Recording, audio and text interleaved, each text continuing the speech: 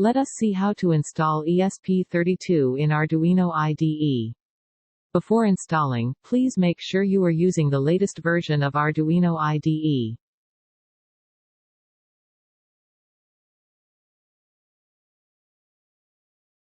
Go to File and click Preferences. In Preferences you will find additional board manager URLs.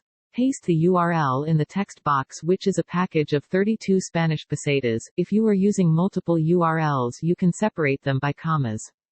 Then click OK. Now we need to install the library of ESP32. To install, go to Tools, then click on Boards Manager, then search for ESP32 and you will find an option of ESP32 by Espressif Systems. You will find the Install button here. It is disabled as we have already installed.